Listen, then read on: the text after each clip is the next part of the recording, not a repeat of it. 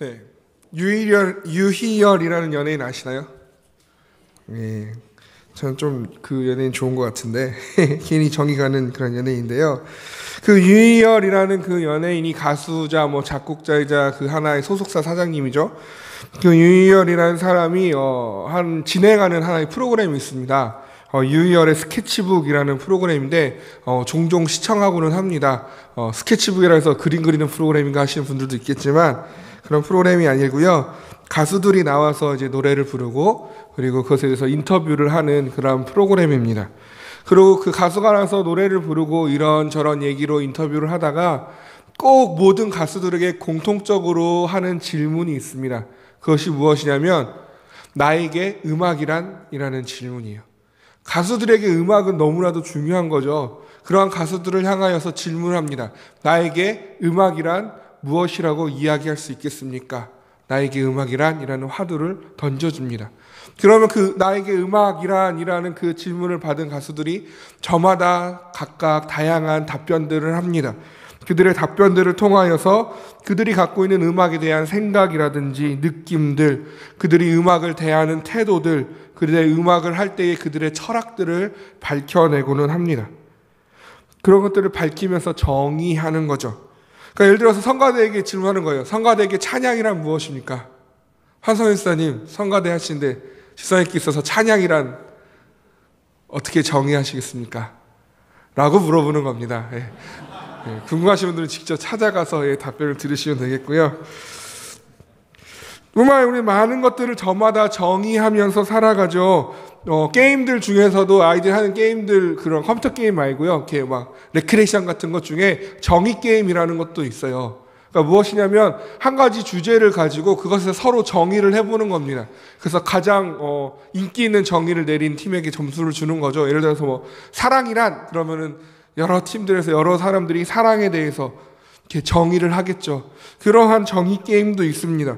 제가 이런 것들을 이제 가르쳤던 학생들이랑 해본 경험도 있는데 그 중에 가장 기억에 남는 것은 제가 가르쳤던 남자 중학생 아이가 있었어요. 저희 교회 아이는 아니고 다른 교회 아이였는데 그때 이제 시골로 농촌 봉사활동을 갔어요. 시골이라 이제 밤에 별도 많이 보이고, 그래서 밤에 이제 애들 별, 요즘에 서울산 별 잘 안 보이잖아요. 그래서 별도 보이게 할 겸 밖으로 데려 나갔습니다. 그래서 그 별을 보면서 정의 게임을 막 했죠. 그러면서 아무래도 이제 이성에 대한 관심이 많다 보니까 이제 여자라는 화두를 던졌죠. 그랬더니 그 아이가 뭐라고 대답했냐면요. 그 아이가 이렇게 대답했습니다. 여자는 별과 같습니다. 라고 대답했어요. 남자 중학생 아이가 여자는 별입니다. 그래서 모든 아이들이 다 궁금했어요. 왜 별이라고 생각해? 왜 별이야? 어떻게 대답했을까요? 하늘의 별을 보니까, 오늘 보니까 하늘의 별이 저렇게 많은데 내 건 없어요. 네. 그렇게 정의했던 기억이 납니다. 오늘 이 시간에 우리도 한 가지 정의를 좀 해보고자 합니다. 그러하기 위해서 우리가 먼저 생각해 볼 질문이 있는데요. 신앙생활을 하면서 가장 중요하게 생각하는 것은 무엇입니까? 우리들이 하나님 앞에서, 교회 앞에서 신앙생활을 해가면서 내가 가장 중요하다고 생각하는 것은 무엇입니까? 찬양입니까? 기도입니까? 말씀입니까? 교제입니까? 전도입니까? 구제입니까? 다양한 교회에 대한 봉사입니까? 순종입니까? 충성입니까? 어떠한 것을 가장 중요하다고 생각하시나요? 이 질문에 대해서 많은 사람이 많은 것들로 답변하고 그 이유에 대해서 정의할 수 있겠지요. 그렇지만 우리가 그 많은 것들에 대해서 다 틀렸다라고 이야기할 수는 없습니다. 왜냐하면 모든 것이 다 중요하기 때문입니다. 그 모든 것이 다 우리에게 필요하기 때문입니다. 우리의 믿음이라는 것은 마치 우리의 몸과 같아서 우리가 편식하면 건강한 몸을 이룰 수 없듯이 우리가 여지껏 방금 제가 나열해드렸던 그런 많은 요소들, 찬양, 기도, 전도, 말씀, 생활, 그 다음에 봉사생활, 교제함, 이런 모든 것들이 균형 있게 이루어질 때에 마치 우리가 고른 영양소를 섭취할 때 우리의 몸이 건강해지듯이 우리의 믿음 역시, 우리의 신앙 역시 그것들이 균형을 이루어 갈 때에 우리는 건강한 그리스도인으로 만들어가기 때문에 그러합니다. 그렇지만 그러함에도 불구하고 이 모든 것들이 다 중요하고 모든 것들이 다 필요하지만 그 중에 기준이 되어지는 것은 한 가지가 있습니다. 모든 것의 중심이 되어야 되고 모든 것들이 그 테두리 안에 들어가게 되는, 모든 것의 테두리의 역할을 해주는 것이 있는데 그것이 바로 말씀입니다. 왜 말씀이 모든 것의 기준이 될 수 있고 모든 것의 테두리가 될 수 있습니까? 찬양하는 것, 찬양 누구를 노래하는 것입니까? 우리 찬양 누구를 향해서 누구를 노래합니까? 하나님을 노래하죠. 하나님을 찬양하죠. 예수 그리스도를 찬양합니다. 성령 하나님을 찬양합니다. 삼위일체 되신 그 하나님을 높이는 것입니다. 기도의 대상이 누구입니까? 하나님께 기도합니다. 그래서 우리는 항상 기도를 시작할 때 하나님 아버지라고 명확하게 우리가 누구를 향하여 지금 내가 이 기도를 하는가를 밝히고 시작합니다. 그 기도의 마지막에 우리는 누구의 이름으로 기도합니까? 예수 그리스도의 이름으로 기도합니다. 전도요. 우리가 전도할 때 많은 이야기로 전도할 수 있지만 결국 전하고자 하는 분은 누구입니까? 예수 그리스도입니다. 그죠? 전도는 예수 그리스도를 전하는 것입니다. 교제는 누구의 사랑으로 하는 것입니까? 성도 간의 교제는 누구의 사랑을 기반으로 하는 것입니까? 예수님의 사랑으로 하는 것입니다. 예수님의 사랑으로 성도 간에 이루어지는 교제가 가장 건강한 교제가 되는 것입니다. 봉사와 섬김이요. 누가 봉사하고 누가 섬기는 것 같이 봉사하고 섬기는 것입니까? 그 모델이 누구입니까? 예수님이십니다. 예수님이 우리를 섬기셨듯이 우리는 섬기고 봉사하는 것입니다. 우리가 하는 이 모든 것들의 중심엔 누가 있습니까? 하나님, 예수 그리스도를 떠나서는 설명할 수가 없습니다. 따라서 하나님에 대해서 알지 못하면, 예수 그리스도에 대해서 알지 못하면 우리는 이것들 중에 제대로 할 수 있는 것이 하나도 없다라는 것입니다. 그렇다면 우리가 하나님에 대해서 알아야 하고 예수 그리스도에 대해서 알아야 하는데 어떻게 알 수 있는 것입니까? 우리는 하나님이 본인 자신에 대하여 스스로 알려주신 것만큼 알 수 있는 것입니다. 그 외의 것을 알려고 할 때 많은 이단들이 생기는 것입니다. 하나님이 자신에 대해서 나타내 보여주신 만큼 우리는 아는 것입니다. 하나님이 자신을 나타내 주신 것, 그것을 무엇이라고 하냐면 계시라고 합니다. 계시에는 일반 계시도 있고 특별 계시도 있고 이렇게 나눌 수 있겠지요. 그렇지만 하나님께서 우리에게 하나님에 대해서 하나님의 그 사랑과 예수 그리스도로 인한 그 구원과 그 복음의 귀한 역사를 알려주시는 것은 무엇을 통해입니까? 특별 계시인 말씀을 통하여 알 수 있게 되어지는 것입니다. 그러니까 즉 우리가 말씀을 알아야 하나님에 대해서 알 수 있고 예수 그리스도에서 알 수 있게 됩니다. 그래야 하나님을 바로 찬양할 수 있고 하나님께 합당한 기도를 드릴 수 있고 예수 그리스도를 바르게 전할 수 있고 건전한 교제를 주 안에서 나눌 수 있고 덕이 되는 봉사와 섬김을 할 수 있게 되어진다라는 것입니다. 따라서 말씀은 기준입니다. 오늘 설교의 제목이 무엇입니까? 말씀은 가로다 하죠. 조목사님 옆에서 주보를 만드시면서 말씀은 삐리리다 이렇게 하시면서 적으셨는데 말씀은 가로다 안에 들어갈 첫 번째 것은 무엇입니까? 말씀은 기준입니다. 말씀을 알아야 우리의 신앙생활을 할 수 있게 됩니다. 말씀이 기준이 될 때 우리는 모든 것들을 주 안에서 바르게 건강하게 선한 방향으로 할 수 있게 되어지는 것입니다. 뿐만 아니라 삶의 모든 것의 기준 또한 말씀이 되어야 하는 것입니다. 삶 속에서 우리는 모든 것을 말씀을 통하여 걸러내어야 합니다. 말씀을 통하여 분별해내야 합니다. 그렇기 때문에 말씀은 기준입니다. 그 기준이 되는 말씀을 오늘 본문에서는 또한 다르게 정의하고 있는 것을 볼 수 있습니다. 오늘 본문 말씀을 보시면요, 무엇이라고 표현하고 있습니까? 주의 말씀은 내 발의 등이요 내 길의 빛이니이다. 등과 빛 한 가지로 압축하면 무엇입니까? 주의 말씀은 빛입니다. 두 번째로 우리가 말씀에서 정의할 수 있는 것은 말씀은 빛입니다. 발의 등이요 길의 빛이라고 하였습니다. 발의 등과 길의 빛의 역할은 무엇입니까? 어디로 가야 할지 볼 수 있게 해준다라는 사실입니다. 내 길을 인도하는 것이 바로 말씀이라는 것입니다. 따라서 말씀이 없는 자는 방황할 수밖에 없습니다. 왜요? 등이 없고 빛이 없기 때문에 그러합니다. 실족할 수밖에 없습니다. 부딪힐 수밖에 없습니다. 상처를 받을 수밖에 없습니다. 본의 아니게 상처를 줄 수밖에 없습니다. 왜요? 앞이 보이지 아니하기 때문에 그러합니다. 어두움을 갈라내려면 빛이 있어야 합니다. 바로 말씀이 그 빛이 된다라는 사실입니다. 그래서 성경은 이렇게 이야기합니다. 신명기 6장 4절에 이스라엘아 들으라 라고 먼저 명합니다. 그리고 6절에서 9절과 같이 이야기하고 있습니다. 우리 함께 신명기 6장 6절에서 9절 말씀을 같이 읽어보겠습니다. 오늘 내가 내게 명하는 이 말씀을 너는 마음에 새기고 내 자녀에게 부지런히 가르치며 집에 앉았을 때에든지 길을 갈 때에든지 누워있을 때에든지 일어날 때에든지 이 말씀을 강론할 것이며 너는 또 그것을 내 손목에 매어 기호를 삼으며 내 미간에 붙여 표로 삼고 또 내 집 문설주와 바깥문에 기록할지니라. 아멘. 여호수아 1장 8절도 우리가 함께 읽어보도록 하겠습니다. 여호수아 1장 8절은 어떻게 이야기하고 있냐면 우리 함께 읽겠습니다. 이 율법책을 내 입에서 떠나게 하지 말며 주야로 그것을 묵상하여 라고 기록하고 있습니다. 또한 디모데후서 3장 14절에서 너는 배우고 확신한 일에 거하라 라고 이야기하면서 15절로 넘어가서 바로 무엇이라고 얘기하고 있냐면 너가 어려서부터 성경을 알았나니 라고 말씀합니다. 즉 너가 어려서부터 알았던 그 성경, 너가 배웠던 그 말씀, 너가 확신한 그 말씀 안에 거하라 라고 이야기하고 있는 것입니다.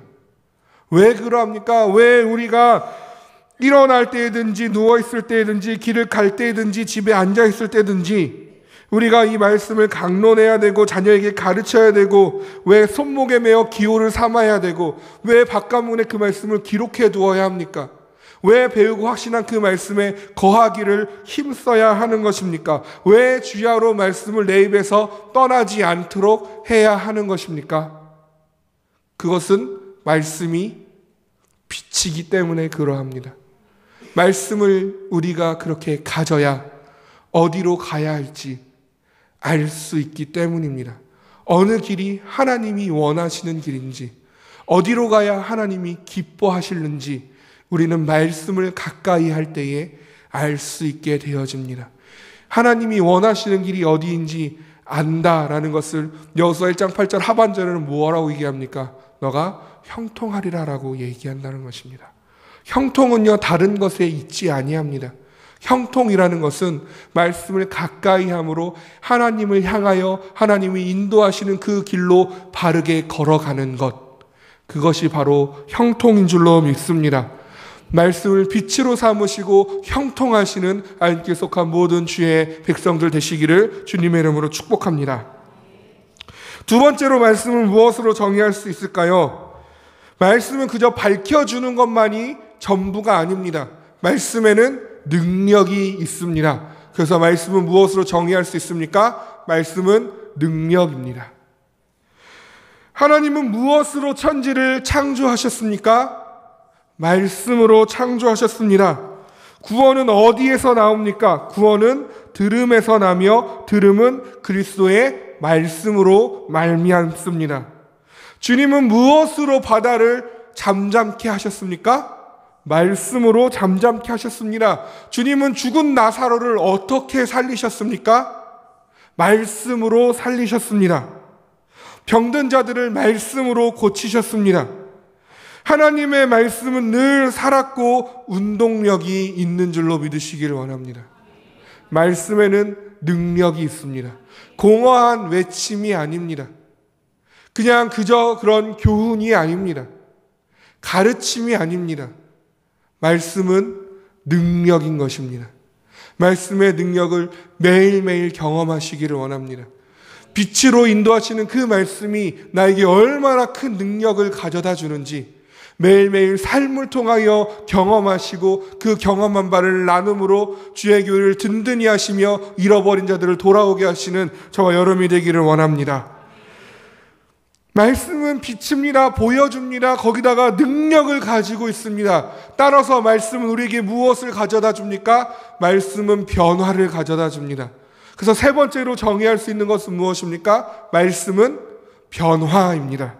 로마서 6장 17절에서 18절 말씀 우리 함께 읽겠습니다.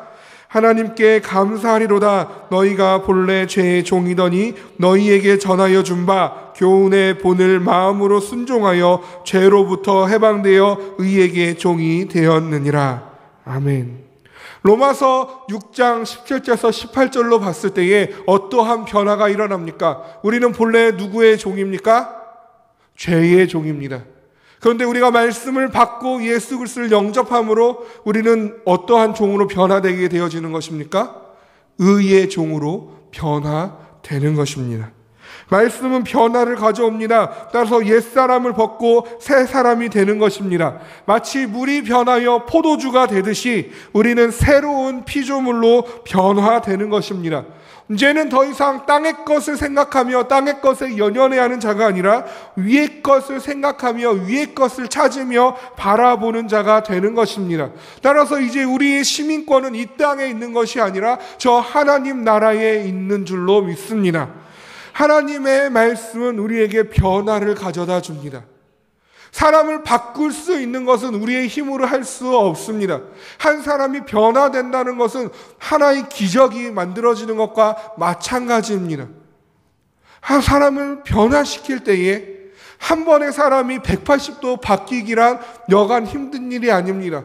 그러나 수많은 간증들을 통하여 우리가 알 수 있는 것은 무엇입니까? 한 사람이 예수 그리스도의 말씀을 믿음으로 받아들였을 때에 그 말씀을 확신하였을 때에 그가 변하게 됨을 우리는 여러 가지 간증을 통하여 듣게 됩니다. 그것의 대표적인 인물이 누구입니까? 사도 바울입니다. 예수 그리스도의 말씀 나는 너가 핍박하는 예수라 하시는 예수를 만나고 그의 음성, 그의 말씀을 듣기 이전에 바울은 어떠합니까? 그리스도인들을 잡아다 결박합니다. 옥에 가둡니다. 핍박하기를 주저하지 않습니다. 스데반이 죽을 때 그것이 마땅하다 여겼습니다. 예수님의 말씀을 받아들이는 후에 사도 바울은 어떻게 됩니까? 이방인의 사도가 되어집니다. 죽기를 무릅쓰고 다른 모든 것들 다 배설물로 여기고 온전히 예수 그리스도만을 위하여 땅끝까지 복음을 전하고자 그 모든 일생을 쏟아붓는 자가 되었습니다. 무엇이 그를 그렇게 변화시킨 것입니까? 말씀이 그러한 줄로 믿습니다. 말씀은 반드시 변화를 가져옵니다. 우리가 변하지 못한다면 그것은 우리가 말씀을 가까이 하지 못하고 있다는 것입니다. 우리는 개혁주의라고 얘기합니다. 무엇입니까? 날마다 개혁이라는 것입니다. 날마다 나의 안 좋은 것들, 하나님 보시기 부끄러운 것들, 죄악된 것들, 더러운 것들을 벗어던지고 날마다 하나님이 입혀주신 새로운 의의 옷을 입는다라는 것입니다. 날마다 하나님의 온전하신 같이 온전하여지도록 날마다 변화되어야 한다라는 것입니다. 따라서 우리에게 변화는 멈춰서는 안 될 것입니다. 어떻게 날마다 변화할 수 있는 것입니까? 날마다 주의 말씀을 가까이 할 때 그 말씀의 능력이 우리에게 변화를 가져다 줄 줄로 믿습니다. 우리가 그 말씀을 잃어버릴 때 우리가 더 이상 그 빛이요 능력이요 변화인 그 기준이 되는 그 말씀을 잃어버릴 때 우리는 무엇을 경험합니까? 말씀을 잃어버린 이스라엘 백성이 어떠했습니까? 그들에게 하나님의 말씀이 없을 때 이스라엘 백성은 반드시 우상 숭배에 빠졌습니다. 그들은 문란해졌습니다. 그들에게 하나님의 말씀이 사라졌을 때 그들은 침략당하였습니다. 그들에게 소망이 꺾여버렸습니다. 말씀이 사라지고 자기의 소견에 옳은 대로 행하였을 때에 기준이 되는 그 자리에 말씀이 아니라 나의 소견이 자리하게 되었을 때에 그들은 어떠한 시기를 맞이하게 됩니까? 사사기의 시대를 맞이하게 됩니다. 사사기는 우리가 어떻게 평가합니까? 악순환의 시대다라고 이야기하고 있습니다. 말씀을 잃어버릴 때 죄가 우리 가운데 만연하게 되어지는 것입니다. 지금 우리의 모습은 어떠합니까? 말씀이 우리 가운데 있습니까? 빛이 되며 능력이 되고 변화를 가져오는 그 말씀이 과연 나의 가운데 그대로 지니고 있습니까? 아니면 말씀의 자리에 나의 소견이, 나의 생각이, 나의 가치가 있지는 아니합니까? 요즘 우리가 살아가는 세상을 보실 때에, 들려오는 소식들을 들으실 때에 어떠한 생각이 많이 들으십니까? 말씀이 정말 그 역할을 제대로 하고 있는 것 같습니까? 아니면 말씀의 자리에 다른 것이 올려져 있는 그 세상의 모습과 같아 보이십니까? 우리가 사는 시대는 말씀이 희귀합니다. 성적으로 문란합니다. 소망이 없고 꿈이 없는 자들이 점점 많아집니다. 가지각색의 우상들이 칭송받고 경배받고 있음을 볼 수 있습니다. 주님을 배척하는 시대입니다. 이 시대에서, 이 세상에서 우리는 무엇을 해야겠습니까? 세상의 그런 소식들뿐만 아니라 정말 안타깝고 정말 슬픈 소식이지만 여러 가지 교회에 관련된 소식조차도 세상의 것들과 별다른 게 보이지 않는 것들이 너무나도 많이 우리의 귓가에 들려옵니다. 우리는 도대체 어디서부터 다시 시작해야 하는 것입니까? 우리는 지금 이 시대를 살아가면서 무엇을 중요하게 여기며 무엇을 행하기를 쉬지 않아야 하는 것입니까? 그저 세상에 따라 살아가면 되는 것입니까? 성경은 말씀합니다. 내가 세상을 이기었노라. 너희는 이 세대를 본받지 말고 오직 마음을 새롭게 함으로 변화를 받아 하나님의 선하시고 기뻐하시고 온전하신 뜻이 무엇인지 분별하도록 하라.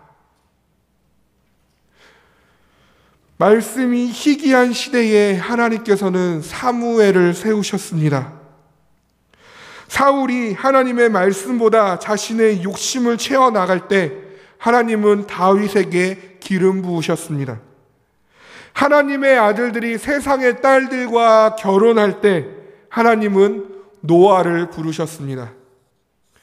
이스라엘이 우상을 숭배할 때 하나님은 각 시대마다 하나님의 수많은 선지자들을 부르셨습니다. 주님은 12제자들을 세우셨고 주의 말씀을 유대인들만이 소유하려 할 때에 바울을 불러다가 이방인들에게 그 말씀의 빛을 비추어 주셨습니다.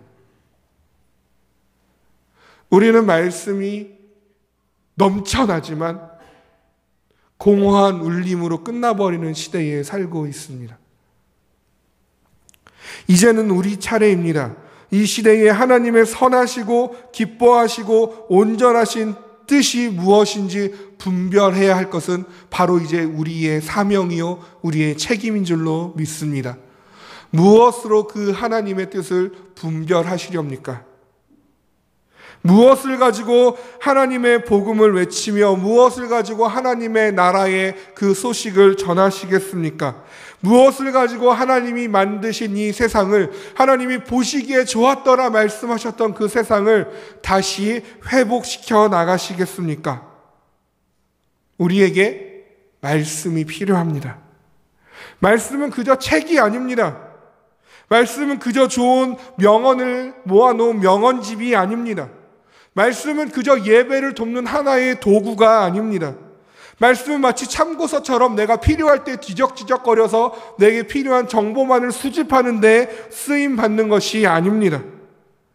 말씀을 사전처럼 사용하는 것이 아닙니다. 시편 기자는 주의 말씀은 내 발의 등이요 내 길의 빛이라고 말하고 있습니다. 이제는 우리가 대답해야 할 때입니다. 나에게 있어서 말씀은 무엇입니까? 나에게 말씀이란? 이라는 그 질문에 이제는 우리가 답하여야 할 때인 줄로 믿습니다.